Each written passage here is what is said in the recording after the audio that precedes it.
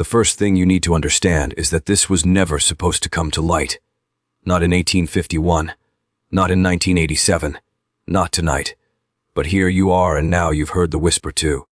They say the past is dead. But tell that to the walls of St. Catherine's Academy. Tell it to the false panel in the basement, where 24 rusted beds still sit in perfect rows, their iron shackles corroded but intact. Tell it to the wall that bears a single message scrawled in childlike desperation: we are still here. This isn't just a ghost story. It's a blueprint of control, a case study in institutional corruption wrapped in the guise of charity. And it starts in Salem, the place America buried its sins beneath Puritan pews and burned incense. In 1834, when the embers of the witch trials had long since cooled, a new kind of judgment arrived, one dressed in black habits, speaking in the soft tones of salvation. St. Catherine's Academy was no sanctuary. It was a cage designed for the innocent, repurposed by the wicked. Mother Superior Whitman wasn't just a headmistress. She was a gatekeeper. Sister Agnes wasn't just a disciplinarian, she was a broker. And Sister Margaret, she was the smile that sold the lie. But this story isn't about nuns. It's about power. It's about how institutions, cloaked in religion, sanctified by public trust, can become engines of silence, factories of forgetting. You were never supposed to hear what Elizabeth Hartwell found behind that wall. Her report was sealed, buried behind the Academy's altar in a mason jar, like a confession no priest would dare read aloud. So ask yourself, what kind of system requires the chains of children to keep itself running? What kind of state buries the truth rather than risk awakening the masses? Because this isn't just about 24 orphan girls. This is about how the powerful feed off the forgotten, how entire structures are built atop bones the public never sees. Tonight, we open the cellar door, we break the seal, and we descend together into the story they tried to erase. Stay with me. The descent has just begun. St. Catherine's didn't appear on most maps, not until 1902, and even then, only as a gray speck labeled private convent. Locals knew better than to ask questions, and those who did, like little May Holloway's father, learned how quickly a man could vanish without a trace in Essex County. Founded in 1839 under the guise of Catholic charity, the Academy promised to take in orphaned girls and educate them into productive wives of Christ and civilization. That was the public mission. The real one was far darker, an experimental program quietly funded by a coalition of elites, including one U.S. senator, a textile magnate, and a bishop with a private art collection containing objects never meant for daylight. The 24 girls chosen between 1840 and 1848 weren't random orphans. They were hand-picked from families with untraceable records, indentured immigrants, accused witches, escaped bondswomen, and unclaimed mulattoes, as the intake forms coldly recorded. Each girl was marked, documented, and given a false surname. They were renamed in biblical order: Sarah, Rebecca, Leah, Ruth, until there were 24. Each number had meaning. Each girl was assigned a twin. Not for companionship, but for testing, for measurement, for punishment. In the bowels of the Academy, beneath the chapel's altar, was the reflection room. No windows, no exits, just a copper-lined floor and soundproof stone. The only light came from a circular vent, designed not to illuminate but to monitor.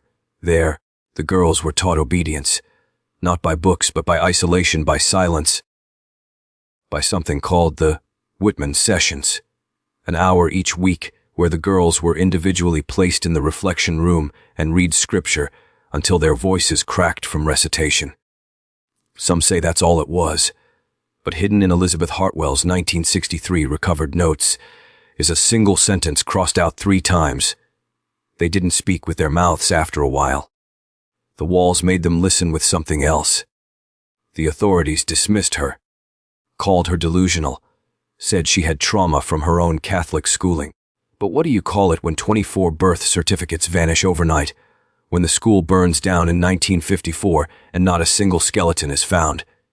When the bells still ring, even though the tower collapsed 70 years ago? You don't call it superstition, you call it a system that eats its mistakes. And tonight, we're peeling back its skin. The The fire that devoured St. Catherine's was no accident, not according to the only surviving custodian, Emil Draycott, who was later institutionalized for what officials called paranoid fantasies of ghost children and ritual chanting. But in his final recorded interview, just days before his death in 1972, Draycott whispered something chilling. The fire was mercy. The girls asked for it. The Emil claimed he found a journal under the floorboards of Dormitory B, written in perfect cursive by a girl named Naomi, though no girl by that name was ever officially enrolled.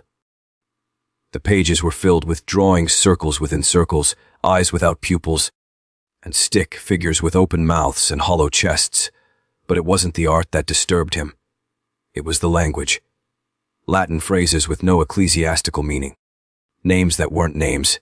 Asteriel Navar, Thalioch, and sentences like, "We dreamed the same dream in 24 parts. One screamed, the rest blood." The journal was confiscated and allegedly lost, but a single page survived, now kept hidden by a retired fire chief in Coldwater, featuring one word written 24 times in blood. MIROR. What made the reflection room so vital to the Academy's real mission? A whistleblower letter sent anonymously in 1968 hinted at something beyond discipline. It described a mirrorless ceremony held during lunar eclipses where the 24 girls would stand in concentric circles, eyes closed, and repeat lines dictated from a black, bound tome known only as the third tongue. The letter ended abruptly with a passage that has never been translated. "As above the veil, so below the clay. Flesh is the lie, skin is the prison. The girl must leave to make room for the voice. The girl must leave." That's the phrase that shows up again and again. In Sister Magdalene's diary, in a burnt ledger found buried beneath the east wall, and in every witness report from those who swore they heard humming, crying, or laughter echoing from the ruins decades after the fire. No bodies were recovered. No graves. No remains. But what was found during a 1998 excavation by paranormal historian Lydia Kroll was far worse. 24 iron masks, sealed shut, each etched with a name that didn't match the original registry. Names like Mercy Number 14 and Glassmouth 11, names that shouldn't exist. And in the center of the ruins, beneath the cracked foundation, was a staircase that led to nowhere, just a square of scorched earth and a brass plaque that read, "Enter, she who no longer is." Who were these girls? What did they become? And who's still keeping their voices quiet? 1963, the Academy nurse, Louise Halliday, vanished during her night rounds. Her last known act was signing out morphine from the infirmary's cabinet, enough to sedate an elephant. But no trace of her body or the drug was ever found. The logbook, however, recorded something odd on that same night, a second signature under hers, written in red ink, in a handwriting that matched no known staff or student. The name, Mother of Glass. Those who've studied the case believe Nurse Halliday may have uncovered the truth about what really happened to the 24 girls. Her disappearance sparked the first official inspection into the Academy's inner workings.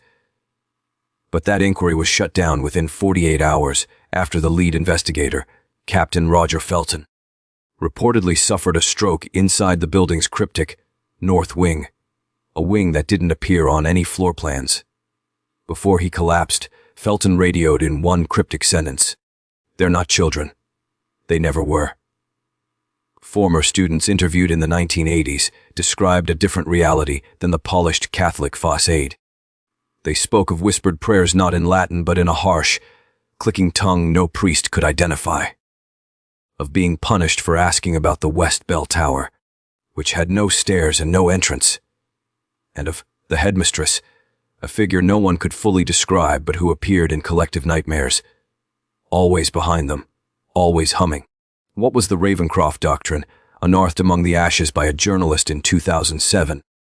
The document was a hand-bound volume locked in a steel box and sealed with a wax crest no living clergy could identify. Inside were 24 creeds, one for each girl, and a map of the Academy not as a school, but as a conduit, an architectural vessel designed to mirror a pattern found in ancient Mesopotamian burial grounds and early Coptic catacombs.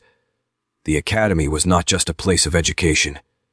It was a keyhole, and the key Pain, silence, isolation. In every recorded account, those 24 girls were not taught, they were prepared. Separated from their families, silenced from birth, trained to suppress emotion. Not to serve God, but to open a gate. One that didn't just lead to hell, but to a realm older, hungrier, and infinitely more patient. The final line in the Ravencroft doctrine says this: "She who mirrors does not return. She becomes the frame. The frame. The structure. The container. The offering." The world watched the academy burn. But no one saw what walked out the back door one day in 71. A local boy named Daniel Croft disappeared while exploring the woods behind St. Catherine's. He was only 12. Search parties found nothing but a crucifix snapped in half and a rosary wrapped around the branches of a black pine tree, each bead replaced with what looked like baby teeth. When his grieving mother broke into the school's garden a week later, she swore she saw Daniel's jacket nailed to a scarecrow. But when police arrived, the garden was empty. Not a scarecrow in sight, just rows of lavender, motionless in a wind that touched everything else. By now, St. Catherine's was operating under the tight veil of reform. The nuns changed names, the habits modernized. Photographs showed smiles, but under it all, nothing had changed. Teachers still rotated every season. Files on students remained mysteriously short, and a new building, the Reflection Hall, was erected behind the chapel with no listed architect. No construction permits and no internal lighting. Those who walked through its halls described mirrored walls from floor to ceiling. A single corridor that seemed to loop infinitely. And if you stood in front of your reflection long enough, it began to move just slightly out of sync. In 1985, Sister Margaret, then the school's headmistress, confessed to the diocese that she had locked herself in Reflection Hall overnight for penance. She claimed to have seen all 24 girls, aged, silent, weeping blood, and that one of them reached out through the mirror and touched her soul. The next morning, her body was found slumped against the mirror. She was alive, but when she opened her mouth to speak, all that came out was white mouths. She never spoke again. To silence the rumors, the church sent in a team of Vatican archivists. Men trained in esoteric theology, ancient rites, and forbidden texts. What they found remained sealed in a vault beneath the Archdiocese of Boston. But one leak survived, a torn page from their final report. This is not a haunting, it is a seed buried in time. The building breathes, it remembers. And the girls, they were not victims. They were the soil, not sacrificed but sown. As though someone, planted an idea in the womb of St. Catherine's, and the 24 orphaned souls were its first roots, carefully raised, lovingly broken, watered with silence and fear until the doctrine was no longer text, but flesh. And the whispers that echo in those empty dormitories to this day, they are not ghosts. They are instructions. One day in A7, a new janitor was hired at St. Catherine's. Mr. Alton Graves, quiet, former Navy. He didn't talk much, but he always kept a journal. Scribbled things down constantly. Strange symbols, Latin phrases. Eye sketches with tear ducts that dripped in reverse. The girls joked he was haunted. One day he disappeared. Just gone. No resignation, no belongings. Except for one thing, his journal. Found lying open on the altar in the Reflection Hall. On that final page, written in uneven strokes of red ink, or possibly dried blood, was a single sentence: "They never left. They're beneath us now, praying with mouths full of dirt." The page reeked of iron. After Graves vanished, a strange shift fell over the school. Birds stopped nesting in the eaves. Rainwater pooled in strange spirals, and mirrors across the campus began fogging from the inside. Students reported waking up with muddy feet despite spotless floors. Others had dreams of tunnels under the chapel, where girls in outdated uniforms sang in reverse, their mouths sewn shut with rosary wire. In those dreams, one girl always stood out. Pale, hollow-eyed, wearing a crown made of twisted forks and candle wax. Her name was whispered even by the wind Celeste. The records claim she was never enrolled, but an old class photo from 1965 tells a different story. There, between two verified students, stood a faint, barely visible figure. The film experts declared it a processing error, until it was discovered that every archive photograph from 1955 for 1972 had the same girl in the background. Slightly clearer each year, always staring into the lens, always untouched by time. In 1993, the school nurse, Sister Evelyn, took her own life, but not before leaving a chilling voice message on the Archdiocese answering machine. I saw her again. I saw Celeste. She walked into the infirmary and said, "We're ready now. The chapel is ripe." And then she smiled with someone else's teeth. Her body was found kneeling in the pews. Eyes gouged out, tongue removed, and carved into her palms, "Amen." The school was shut down temporarily, but no official reason was given. The staff rotated, records erased. Catherine's opened again in 1995 under the banner of New Mission Catholic Academy, but it was just a mask. Behind that mask, the reflection hall still stood, untouched, unlit, waiting. Because whatever Celeste was, she never left, and neither did the 24 girls. Their names were scrubbed, but their stories refused to die. They are buried under layers of lies. But sometimes, when the wind is right and the chapel doors creak open at midnight, you can hear 24 voices humming, in perfect unison, waiting for someone else to join the choir. They say if you stay overnight in the west wing of St. Catherine's, what they now call Building C, you'll hear tapping behind the walls, rhythmic, like Morse code. Maintenance tried once to tear open the drywall. What they found behind it made them stop the renovation project forever. Rows of wooden rosaries hammered into the brick, each one twisted with what looked like strands of red hair. Some beads were missing. Others were replaced with baby teeth. The room was sealed immediately, and the staff told students it was due to asbestos risk. But the tapping never stopped. One former student, Lydia Price, spoke up years later. She had snuck into the old reflection hall on a dare. Her friends never made it past the front doors. Lydia, however, stepped inside and vanished for 5 hours. When she was found, she was curled up on the altar, fingernails bloody and broken, whispering, "I opened the wrong hymn book." When she recovered, she drew hundreds of pages of the same image. 24 girls standing in a circle holding hands, their faces blank. Except for one, Celeste. Her mouth was wide open. Inside was a black hole pulling in the others. Years passed. Catherine's changed uniforms, changed names, but the stories kept bleeding through. Teachers reported lights flickering at 3:13 a.m., always that time. A former priest turned whistleblower admitted he'd found 24 baptism certificates that had been revoked posthumously. Something unheard of. He was defrocked shortly after. Found guilty of fabricating ecclesiastical documents. He swore on his deathbed that he didn't lie. They weren't just students, he whispered. They were offerings. Each year, one girl in the academy reportedly fell ill. Always the quiet one. Always the background girl. She would complain of seeing the underground choir. By mid-semester, she would be gone, transferred, expelled, or simply vanished. Parents were told it was medical, psychological, but no death certificates were ever found. One janitor who worked the night shift from 2008 to 2010 claimed he once entered the chapel after dark by mistake. He said the pews were filled, not with students, with figures in veils, rocking back and forth, humming a tune that didn't end. He turned to leave, but the doors had vanished behind him. He said he only escaped by closing his eyes and following the smell of frankincense back through the darkness. When asked why he never went public sooner, he simply said, "Some choirs were meant to be buried, but they aren't buried. They're rehearsing. And they're waiting for the moment when Sadine. Catherine's no longer needs walls or ceilings to hold them in. Just a name. Just a whisper. Just you." The most chilling evidence didn't come from priests or students. It came from a maintenance log tucked deep in the basement archives. Faded handwriting. Dated October 12, 1973. The entry was brief, mirror cracked again, North Dormitory, 3rd time this week. Recommend sealing. A curious note, until you realize that there was no mirror listed in any renovation plans of the North Dormitory.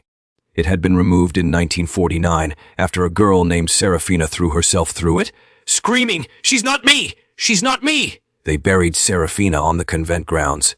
But in 1981, Her coffin was found unearthed, still sealed, still full, but the body inside wasn't hers. The report disappeared. The janitor who found it disappeared. The grave was quietly filled again and covered with a Virgin Mary statue that now bleeds from the eyes every spring equinox.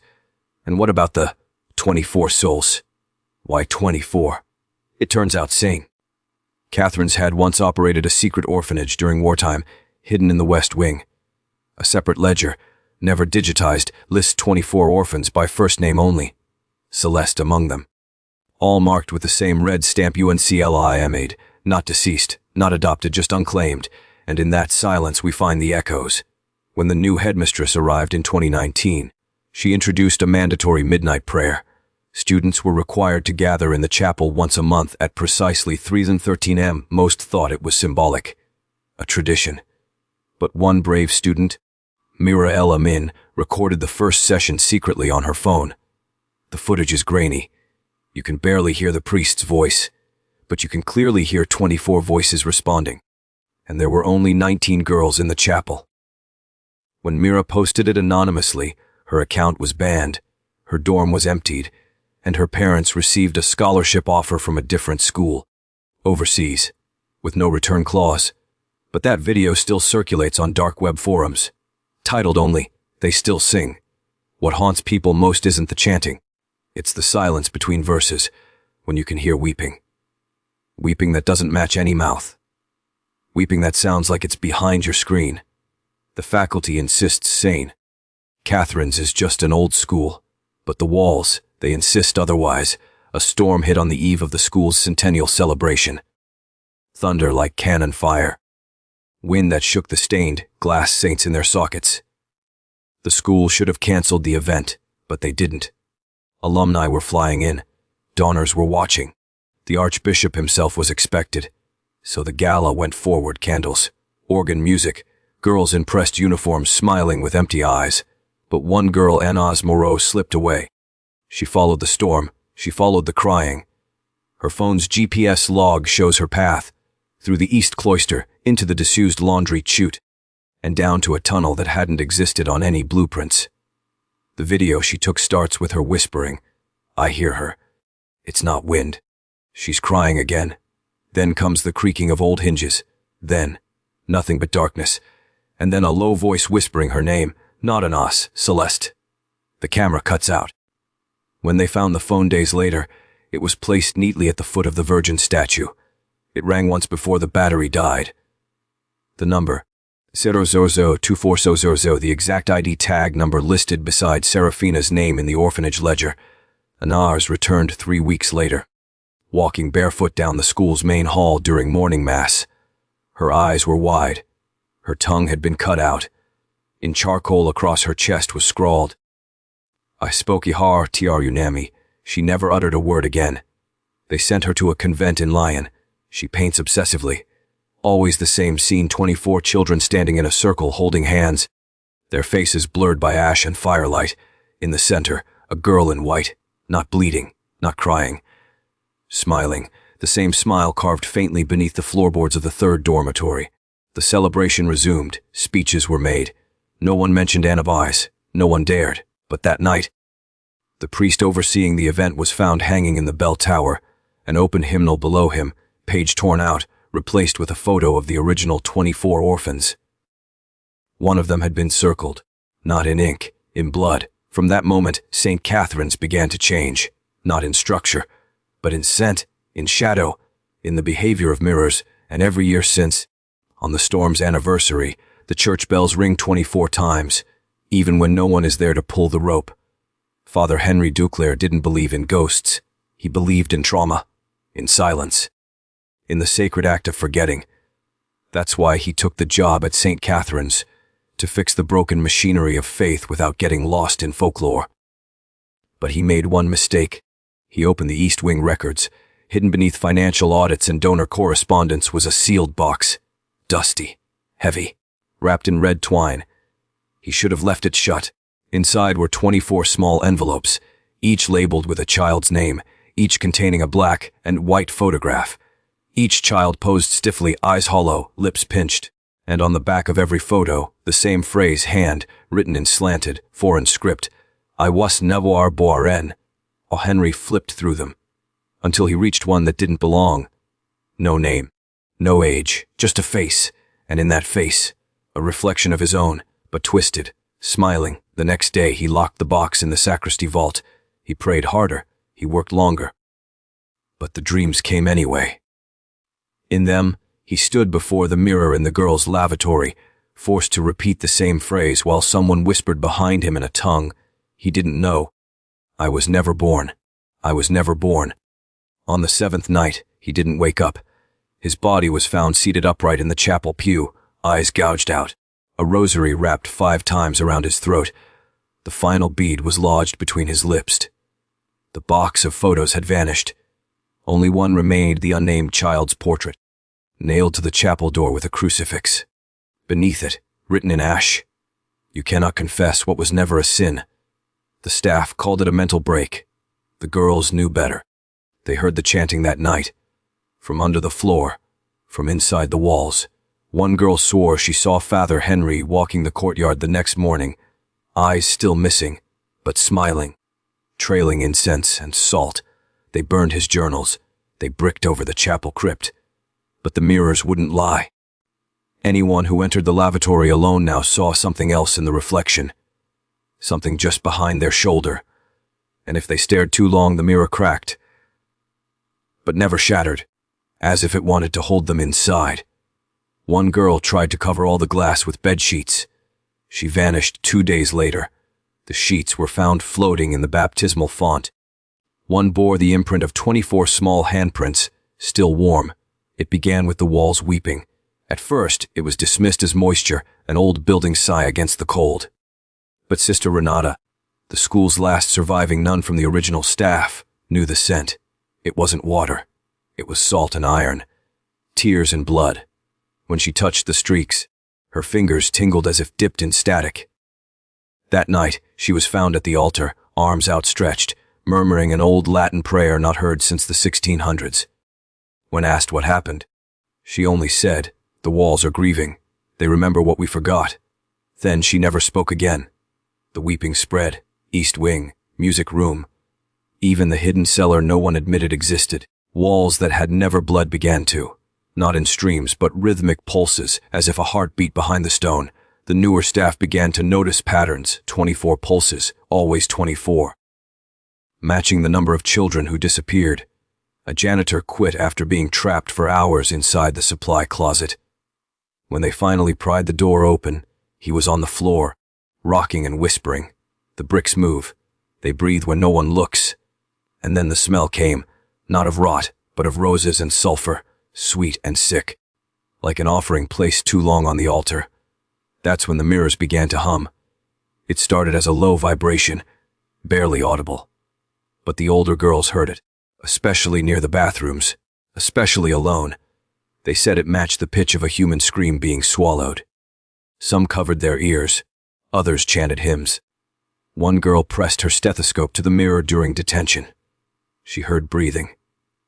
And then a whisper, "I see you seeing me." The school counselor tried to rationalize it, said it was mass hysteria, girls feeding each other fear. He installed motion sensor lights, but the sensors never triggered when the shadows moved. Only when the air turned cold.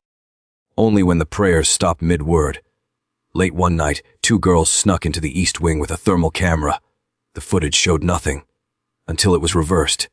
Then, 24 heat signatures emerged from the walls, tiny, trembling, watching. One was standing behind the girls the entire time, but they never saw her. Only the camera did, until it too went dark. Now no one enters the east wing without whispering, "Blessed be the forgotten." Some write it on their wrists. Others carve it into their desks, not out of superstition, but survival. Because the walls remember, and they are no longer weeping, they are calling. The morning after the thermal footage was discovered, the principal called an emergency assembly. Students huddled in the cold chapel, wrapped in uniform blazers, eyes sunken from sleepless nights. But Principal DeWitt didn't speak about the footage. He didn't acknowledge the bleeding walls, the breathing mirrors, or the 24 heat signatures. Instead, he recited Psalm 91 in its entirety, his voice trembling at the line. "You will not fear the terror of night, nor the arrow that flies by day." Halfway through, the lights cut out. When they flickered back, every candle in the chapel had been extinguished. Yet no breeze had passed, and on the wall behind the altar, freshly scratched in the wood, deep and jagged, was a name no one had spoken aloud in over a century. Agnes. The archivist was summoned. She came with dusty boxes of forbidden files, sealed by the diocese long ago. Within them, she found the truth buried beneath years of silence and shame. There had been a 25th orphan, a girl the nuns tried to erase. She wasn't on the rosters. Her name didn't appear in the censuses, but her presence haunted the margins of old prayer logs and punishment ledgers. Girl in room 47. One entry read, "Refused to stop speaking Dutch. Said the Virgin cried when she sang. Locked her in the bell tower for 3 days. Still smiling. She was different. Gifted cursed. And they punished her for it." One final log dated October 31st, 1901. "The others are afraid. She says the walls talk to her, that they promised her freedom if she fed them names. Tonight, she looked at me and said, 'Only 24 must die. Then I'm free. God forgive us. We sealed the tower. The bricks won't hold.'" Then the entry stopped. Back in the present, room 47, long since walled off, was reopened. It wasn't empty. Inside, they found an antique doll, dressed in black silk, seated in the corner. Its face was cracked, its eyes hollow. Around it lay 24 name tags, each with a child's name scrawled in blood-red ink. One was still blank, the 25th. Agnes had never left. She had waited, and the room they sealed wasn't her prison, it was her throne. Now, each night at 3:33 a.m., a bell tolls across campus. But no one pulls the rope. There are no ropes, only echoes, only Agnes. And she is no longer waiting. The discovery of room 47 rippled through Catherine's like poison through holy water. The doll was taken to the chapel's vault by Father Marin, a priest flown in from Rome at the Vatican's request. But when he attempted to bless it, the holy water hissed, boiling in the glass before it shattered across the altar. He clutched his crucifix, eyes wide, not in faith, but in recognition. "This isn't a possession," he whispered. "It's a pact." That night, the doll returned to room 47 on its own. Security footage showed nothing, just flickers, just static, and then at exactly 3:33 a.m., the sound of that single mournful bell. The students, once rowdy and defiant, had become shadows of themselves. They whispered of dreams they didn't share aloud, of a girl in a black veil who stood by their beds and hummed lullabies in a language they didn't understand. Dutch. Always Dutch. The haunting tune would leave their ears ringing for hours, and in the silence that followed, they'd hear scratching from the walls. One girl, Amelia, tried to run. Her parents came in the middle of the night. They loaded her into the car without a word. But just 2 miles down the forested road from St. Catherine's, their vehicle stalled. The temperature dropped to freezing. The engine refused to turn. Then from the trees came the toll of the bell. Once, twice, 24 times. Amelia was gone before the 25th. The parents remembered nothing. Their daughter was never found. It wasn't just the students anymore. Teachers began to change. Mr. Langford, the literature instructor, began writing poems in chalk on the walls, pages upon pages of disturbing verse he claimed he'd never written. Sister Verena, the last surviving nun on staff, stood naked in the courtyard one dawn, arms outstretched to the gray sky, repeating the same phrase. "It's almost full. Just one more. One more." She never spoke again. The chapel's stained glass began to warp. What once showed saints and martyrs now slowly morphed into images of children.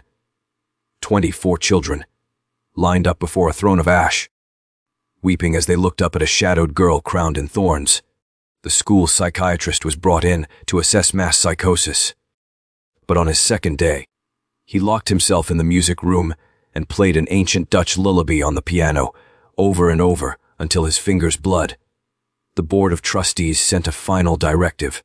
If the final name appears, seal the grounds. Burn it down if you must. But it was already too late. The final name wasn't written by Agnes. It was carved into the chapel floor by someone else. The name yours, The carving of that final name, yours, wasn't just ominous, it was personal. It shifted the terror from history into the present. The students no longer felt like observers of a haunted past, but participants in a ritual still unfolding. Each of them began to suspect, am I the last soul she needs? Panic gripped the dormitories. Parents withdrew their children in droves, but not all could leave. Some were trapped, legally, financially, emotionally. Others simply disappeared. The school's official response was silence. No press releases, no police involvement. The world outside St. Catherine's began to forget it existed at all. Meanwhile, those who remained heard scratching beneath their beds at night or saw wet footprints trailing from the walls. Some reported seeing the black, veiled girl standing at the edge of the woods, never entering, always watching, her hands folded, her face never visible. One evening, during roll call, Sister Evelyn whispered that the roster had changed. A 25th name had appeared. It wasn't typed. It wasn't handwritten. It was burned into the paper. And that name was different. It was a surname. Ravencroft. That's when the headmistress collapsed. Agnes's grandmother, Eleanor Ravencroft. She had built the new wing, restored the archives, and insisted room 47 never be opened. Her entire life had orbited around containing a secret that was older than the school itself. When the staff revived her, she spoke in perfect Dutch, though she had never learned the language. The pact is sealed, she rasped, eyes rolling back. The bloodline must return to the fire. They took her to the infirmary. By morning, her bed was empty. In her place, lying perfectly still under the covers, was the doll. The board, desperate, called in a Vatican strike team, men with relics, rites, and records dating back to the Inquisition. But even they hesitated when they walked the halls. This isn't demonic, one of them whispered. This is familial. This is not possession. This is inheritance. In the chapel, one of the stained glass panels shattered on its own. The final image was now clear, the black, veiled girl seated in a pew, her head bowed, her hands holding the doll. And surrounding her were 24 childlike shadows, hollow-eyed, backs turned to the altar, faces etched with grief. The air thickened. The ground trembled. A voice echoed from the rafters, not loud, not violent, just soft, just waiting. She's here. They called it a sanctuary, but by now, the chapel felt more like a cage. The remaining students were herded inside by trembling staff, instructed to pray and not look back, no matter what they heard. The doors were locked from the outside. Candles flickered as if choking on invisible wind. The crucifix above the altar had fallen overnight, and no one dared to lift it. The priest assigned to St. Catherine's, a gentle, elderly man named Father Thomas, stood silently in front of the children, clutching a rosary until his knuckles turned white. He knew what was coming. He had read the redacted letters in the Vatican's archive, the ones marked with a black seal, Ravencroft lineage, apostate containment required. Outside the chapel, the last snowfall of the season melted in an instant. The ground steamed not from heat, but from presence. A girl in a black veil stood alone in the courtyard, facing the chapel with perfect stillness. She didn't knock. She didn't scream. She simply waited. The wind carried a lullaby, one sung in a tongue lost centuries ago. Inside, a student named Beatrice began to weep uncontrollably. She clutched her ears and whispered over and over, "She's calling me by name. She knows my name." The others tried to comfort her, but something was changing in her eyes. Something ancient and resigned. Suddenly, the chapel's great doors unlatched themselves. Not flung open, not forced, just a click, a silent invitation. No one moved, not even Father Thomas, whose rosary now dangled from his limp fingers. Beatrice rose, her shoes echoing on the marble floor as if the space were a cathedral of bones. No one dared stop her. They could only watch as she walked to the threshold and bowed. Then she turned back. She said, "I'm not the last. She's waiting for you." And then the candlelight collapsed inward, not outward, as though sucked into a void. When the light returned, Beatrice was gone. All that remained in her place was a photograph, sepia, water-stained and curled at the corners. It was a class photo, the original 24, except now it showed 25 girls, and the 25th was you. Same uniform, same eyes, same small scar on the chin. Someone whispered your name not from the room but from the walls. Welcome back. The photo trembled in the hands of the youngest student, Elise, who hadn't spoken since her arrival 2 months ago. But now, she held the photo like it belonged to her, as if she had been waiting to reclaim it. She traced her finger along each face. 25, she whispered. It's not a mistake. It's a memory. The others backed away, frightened not of her, but of what she was awakening. Behind her, the chapel windows, long sealed and dusted with centuries of grime, cracked from the inside. The cold no longer came from outside the stone walls. It radiated from within them. In the staff quarters, Sister Miriam collapsed mid-prayer. She convulsed in silence, her mouth opening and closing without sound. When she finally gasped for breath, her first word was, "Coronation." She tried to stand, but her limbs no longer responded. Her body shook with foreign rhythm. Her voice, when it returned, was not her own. She's returned not for revenge, but for inheritance. The room went dark. Not from a lack of electricity, but from the extinguishing of something deeper. A spiritual blackout no human hands could reverse. Back in the chapel, the floor beneath the altar began to peel, like skin under fire. The blackened boards gave way to old stone, and beneath the stone was something older than the academy itself, an ossuary. Bones, countless bones, arranged not randomly but in an intricate sigil spanning the floor. Father Thomas dropped to his knees. He'd seen it in the forbidden texts, the mark of the original Ravencroft daughter, burned at the stake in 1312 after speaking a prophecy. Her last words had never been translated.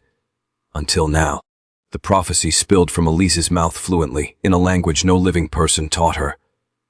The others stared, horrified yet spellbound, as the sigil began to glow. Not with fire, but with memory, shared and inherited. The walls whispered names, some of which belonged to them. Secrets once buried were now calling home. A great noise erupted, not from outside, but from beneath. It was the sound of something rising. The academy was not built over a cemetery. It was the cemetery, and now the foundation wasn't made of stone. It was made of stories, forgotten ones, buried girls, and you were next in line. The floor shook, not violently, but rhythmically like a pulse, as if the entire academy had a heartbeat. Dust fell in slow spirals from the chandeliers overhead. Somewhere deep in the east wing, a piano began to play itself, low, deliberate chords that grew louder with each heartbeat. Elise turned to the others. "They're remembering us," she whispered, "because we are remembering them." The temperature dropped so sharply that breath turned to frost midair. But it wasn't just cold. It was recognition. The building now saw them. From behind the pulpit, a crack widened like a wound. Stone gave way to hollow black air, and from that darkness came the sound of children singing. Out of tune, ancient, terrifying. The melody was the same tune played on the piano, but slower now and more deliberate. Their voices overlapped in echo, not like a choir, but like a room of girls left waiting too long. Every step Elise took toward the altar made the walls bleed a little more of the truth. On the west wall, the fresco of St. Catherine faded, revealing a different mural beneath, one painted in ash and bone, a circle of girls, blindfolded, surrounding a nun with eyes like burning coals. One by one, the girls in the chapel dropped their candles. They didn't notice. They weren't in control anymore. One knelt and started to pray, but her prayer was in Latin. Fluent, unwavering, though she'd never studied it. Another began to hum the melody. Another traced symbols on the wall with her fingers, symbols only seen before on gravestones in the hidden garden. And Elise stood in the center of the sigil, hands open, head tilted to the heavens. She wasn't possessed. She was chosen. From the hidden stairwell, a whisper climbed up like smoke. "Welcome back, daughter of the first vow." The floor beneath her feet didn't collapse. It opened, like a mouth revealing teeth of stone. Below, a spiral staircase of bone descended into a crypt lit by candles that were never lit by mortal hands. "Don't follow me," Elise said to the others. "This is mine to remember.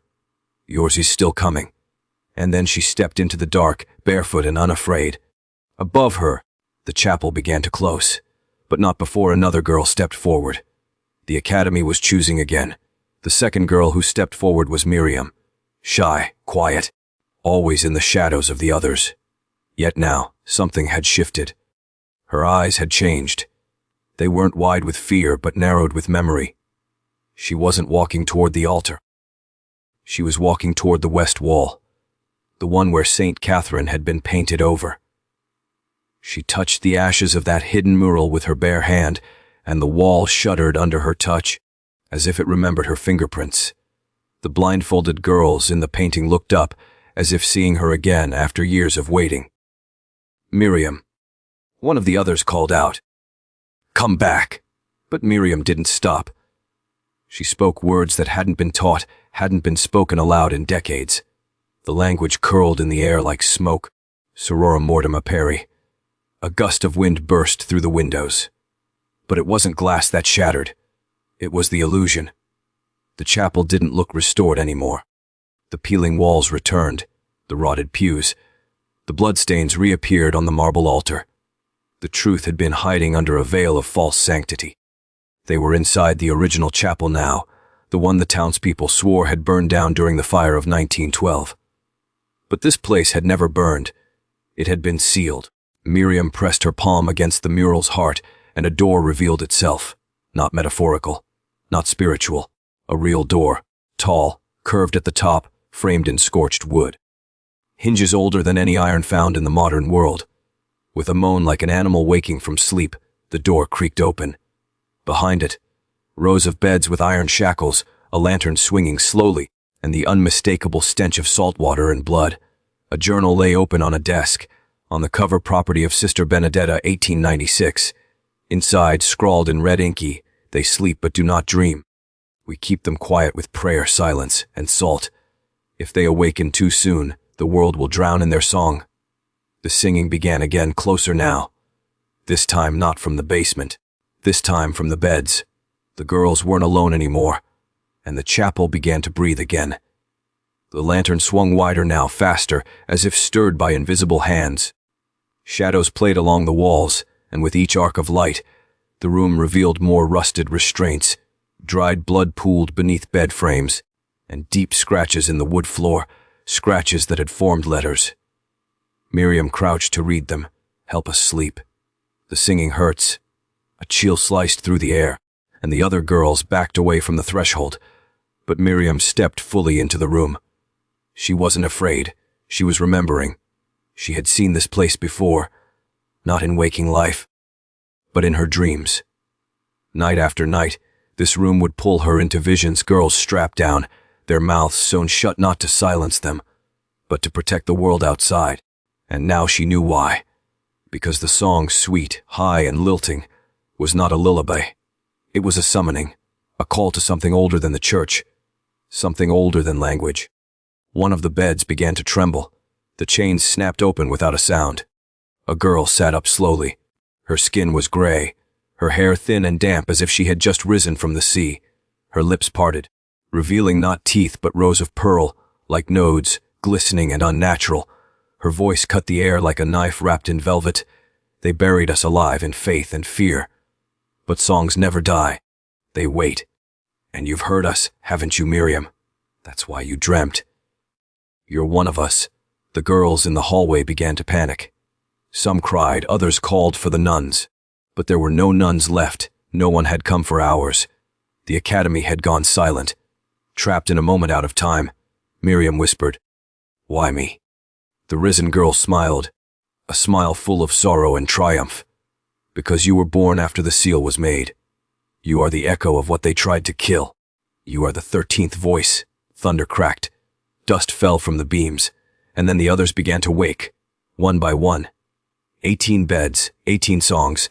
Their harmonies clashed and merged, creating a sound too perfect, too horrific for human ears. The walls of the academy vibrated with power. Glass cracked in windows 3 floors up. The air felt like it was folding. Outside, every bird in the forest stopped flying. A storm gathered, not in the sky, but inside the chapel itself. And Miriam, she did not run. She opened her mouth and began to sing back. The sound that left Miriam's lips was not her own, Not entirely. It was an ancestral tone, layered with voices long extinguished, with harmonics that shimmered like distant bells tolling underwater. Her throat did not ache, it blossomed, as if the voice had always been waiting to break free. The moment her note joined the chorus, the other risen girls paused. Their eyes, hollow yet shimmering, turned toward her, not in menace, but in recognition. The 13th voice had returned. Lightning cracked, not from the sky, but from within the chapel walls. Arcs of violet light danced along the ceiling beams, tracing forgotten glyphs in the plaster. The room itself seemed to breathe now, inhaling the charged air of awakening. The ground trembled beneath their feet, and outside, the once coiled roots of the forest began to twist, rising like serpents, inching closer to the building. Nature itself responded to the song. This was not just an awakening of spirits, but of an entire curse bound in flesh and stone. And far below, in the sealed crypt beneath the academy, something stirred. The old abbess had written of it once, in a diary locked away behind hollow bricks. The children sing what should not be sung. She wrote, but it is not their fault. It is in their blood. The 13th girl will call the gate open. God forgive us. We buried them alive not to punish, but to prevent. The diary was never meant to be found. But now, that prevention had failed. Miriam's feet hovered inches above the floor. She was no longer bound by gravity. Her arms outstretched, eyes glowing gold, her hair floating around her like a crown of static. The resin girls gathered around her in a circle, each one levitating, suspended in song. They did not look undead now. They looked holy, like forgotten saints waking after centuries in the tomb. And then the floor cracked, not from decay, but from design. A perfect circle opened beneath their feet, revealing the ancient spiral staircase none had seen in living memory. Below it lay a pit, a sanctum of obsidian, filled with statues of weeping angels and ancient seals etched in gold and salt. The song was a key, and the key had been turned. A wind rose from the abyss, not air, but memory. Screams of other girls, other centuries, swept up the stairs in a roar of trauma and song. The academy itself howled, windows shattering in every corridor, books flying from shelves, rosaries snapping in two. The spirits of those who had been kept silent for centuries had now joined the 13th voice, and still Miriam sang. Why did they hide this? She gasped between notes. The girl beside her, Eliza, the first to rise, answered with tears in her glowing eyes. Because this was never a school. It was a vault, and we were the locks. Outside, the forest bent toward the chapel, as if bowing in recognition. Inside, every girl who had ever walked St. Catherine's, alive or buried, began to awaken. Down the spiral they went, not walking but gliding. The stone staircase, cold and slick with condensation, descended far deeper than logic allowed. Miriam couldn't feel her legs anymore. She was being drawn by something older than gravity. The other girls floated silently behind her, their faces solemn, as if they remembered this descent from another life. Some held hands, others wept, but none turned back. The song had stopped, but its resonance still pulsed through the stone like a heartbeat beneath the earth. The deeper they went, the stranger the air became. Thicker, charged, whispering names in a language not meant for human tongues. Symbols carved into the walls began to glow faintly as they passed, not in light, but in recognition. They were alive somehow. Watching, waiting. Miriam recognized none of the shapes, but her body reacted to each as if it had once etched them in blood. Her fingers twitched, her spine straightened. It was like stepping deeper into her own forgotten origin. At last, the staircase ended. Before them stretched a vast underground cathedral carved from black stone. It was not made. It was grown, like a fungus shaped by ritual. 13 columns ringed the space, each sculpted with feminine forms, women screaming, women burning, women whispering prayers with split tongues. At the center of the room stood an altar. No, not an altar, a cradle, surrounded by 13 obsidian thrones. Only 12 were occupied, and in those 12 sat the original 13, or what remained of them. Ageless corpses in robes of shadow and bone, their faces preserved in expressions of ecstasy and agony. They did not rot. They waited. At the cradle's edge rested a gold and iron crown shaped like interlocking thorns. As Miriam stepped forward, it trembled. "Is this where I'm meant to die?" she whispered. "No," said a voice from behind her. It wasn't one of the girls. It was deeper, masculine, but cracked as if it hadn't spoken in centuries. From the darkened edge of the cathedral, a figure emerged blindfolded, barefoot, draped in the remains of what once was a priest's cassock. His mouth was sewn shut with thread, but still he spoke. "You are meant to remember." Miriam's hands moved without her command. She reached toward the crown, and as her fingers touched it, visions exploded behind her eyes. Fire. Chains. 13 girls in a field of salt. The original covenant. The betrayal. The binding. St. Catherine's had never been a place of education. It was a battery, and the girls were its power source. "You called to us," said Eliza. "You sang the truth." "Now," said the blind priest, removing the thread from his lips, "you must finish the ritual, not to lock it again, but to unseal it." The cradle began to stir. Something within it began to rise, and the 13th throne waited still empty, still warm. The cradle cracked. Not like something delicate breaking, but like the earth splitting open under pressure that had waited generations to release. The girls instinctively stepped back, but Miriam remained motionless, her fingertips still grazing the thorned crown. Her breath hitched. A pulse shot through the stone floor, up her legs, into her spine. She wasn't scared anymore. No, she was remembering. Not as Miriam, the orphaned girl with questions and grief, but as what she had always been, before the name. Before the flesh, before the veil, inside the cradle, something unfurled. It wasn't a baby. It wasn't human. It was her, not Miriam, but the first soul, the forgotten twin that had been divided from her at birth and buried in this tomb of sleep. The figure rose slowly, made of shadow and fire and something too old to name. No eyes, no mouth, but its face was unmistakably hers. The girls around her gasped in unison. Some collapsed. Others bowed. A few began whispering the hymn again, not in fear, but in worship. The 13th soul had awakened. "She's the other half," Eliza breathed. "The part they stole. The part they hid in stone and silence." Miriam moved toward the creature, herself, her echo, and lifted the crown. It burned in her palms, but didn't blister her skin. As she brought it over her head, the blind priest stepped back into the shadows, his duty complete. The 12 corpses in the thrones exhaled in relief, their mouths curling into grotesque smiles, as if they were grateful to finally die. The moment the crown touched Miriam's brow, the 13th throne erupted in light. It accepted her like a heartbeat accepts blood. She didn't sit. The throne rose to meet her, and as she hovered above the others, every torch in the chamber ignited with violet flame. The runes on the walls pulsed like stars, and a low hum began to swell in the air, like 1,000 voices just beneath hearing, singing in reverse. The veil between worlds tore. St. Catherine's above them trembled. The walls of the school rippled like water. Old nuns screamed as mirrors shattered, crucifixes melted, and the foundations crumbled. The past bled into the present. Visions of the original 13 echoed through every room, their torments, their resistance, their final vow sealed in bone and ash. The headmistress clawed at her throat as a black sigil carved itself into her flesh. She had kept the lie alive for decades. But now the truth had climbed out of the grave. Back in the underground cathedral, Miriam opened her eyes. They were not hers anymore.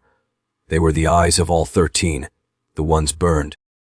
Drowned, bound, silenced. She was no longer a girl. She was a reckoning, an inheritance, a curse remembered. She turned to the other girls. "You followed the song.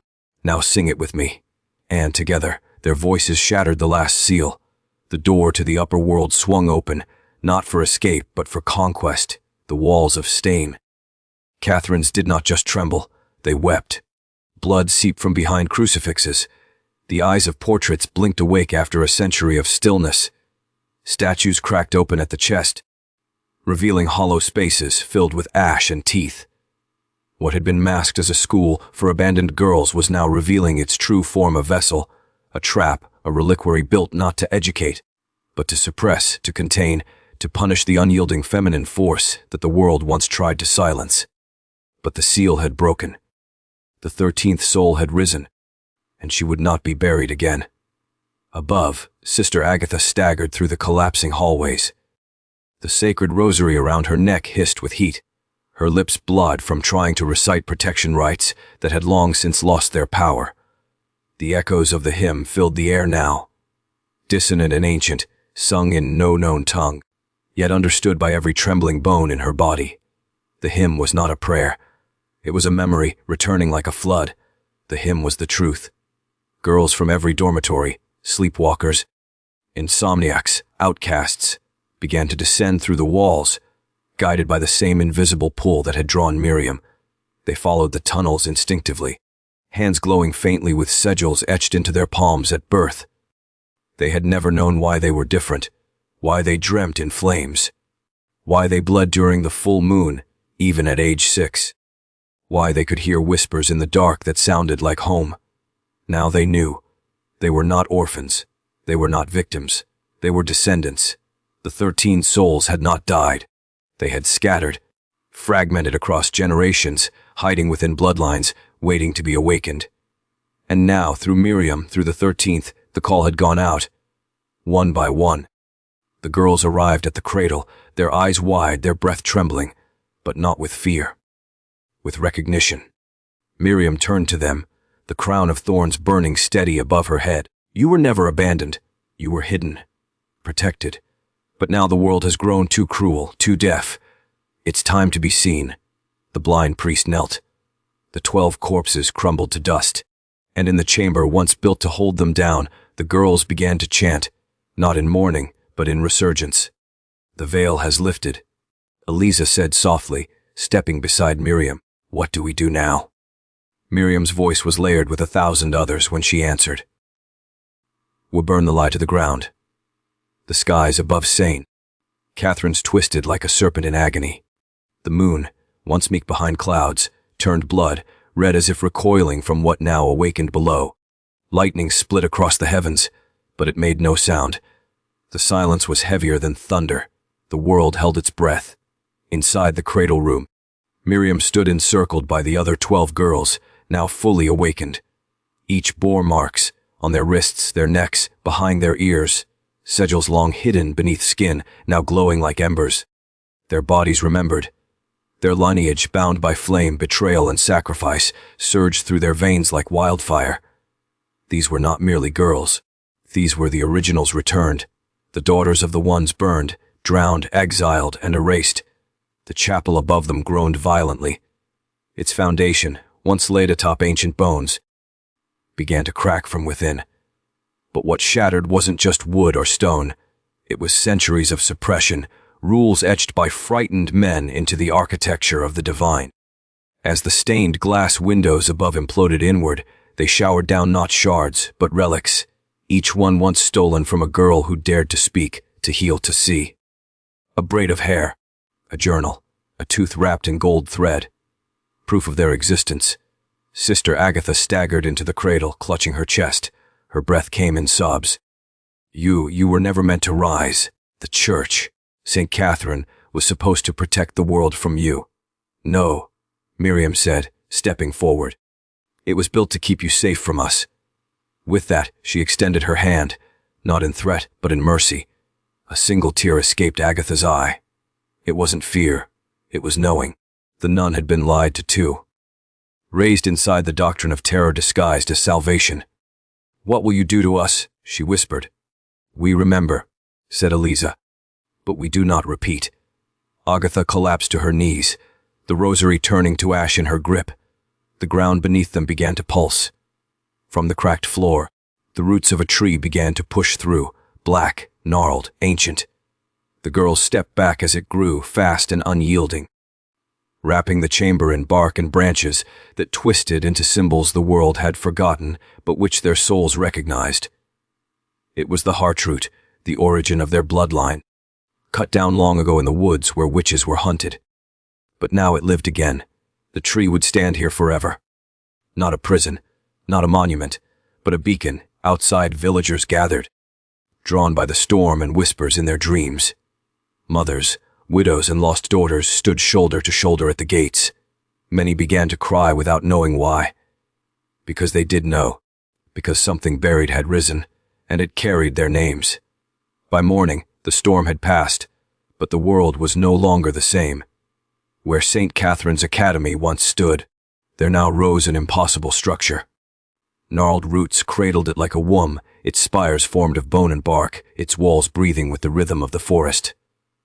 It was alive. It was ancient. And it was awake. The villagers dared not cross the threshold, yet none fled. Instead, they stood transfixed, gripped by a memory they had never lived, yet somehow always carried. Old women dropped to their knees, murmuring prayers in forgotten tongues. Children pointed with wide eyes, as if seeing something they had only ever known in dreams. The curse had lifted, but it had not left, it had transformed. Within the heart of the tree, temple, the 13 girls gathered once more. Their eyes shimmered with silver, their voices now in harmony with the pulse of the world. Miriam stood at the center, her fingers tracing the carved grooves of the heart-root, each line a history, each scar a story. "We are the children they feared," she whispered. "We are the voices they silenced. We are the truth they buried beneath robes, rules, and fire." One by one, the others repeated after her, not in chant, but in revelation. And then the orphans came. Not the girls from the cradle, but the others, the lost ones from across the world. Boys and girls who had heard the call in their sleep. Foster kids, abandoned children, those cast out for being too strange, too sensitive, too different. They arrived in buses, on foot, in silence. No directions were needed, no invitations sent. They just knew. The tree opened for them. Not a door, but a breath. The sanctuary accepted them like blood long missing from its body. Inside, no prayers were whispered. Only truths. Every child was given their name back, not the one assigned, but the real one, written in the dark between stars. The world tried to explain the phenomenon. They called it mass hysteria, a cult, a hoax. The Vatican sent envoys. Cameras circled like vultures. Politicians called for containment. But no one could enter. Because the orphaned weren't just inside the tree, they were the tree. Every root, every whisper in the wind, every flickering candle that refused to go out was them, their pain, their memories, their resurrection. St. Catherine's was no longer a school. It was no longer a place. It had become a reclamation. And deep in the roots, beneath the songs and the silence, was something else, a room with 24 names carved into stone. The first children, the lost ones. Their spirits never left. They had simply waited for someone to remember. Now they were remembered, and now they would never be forgotten.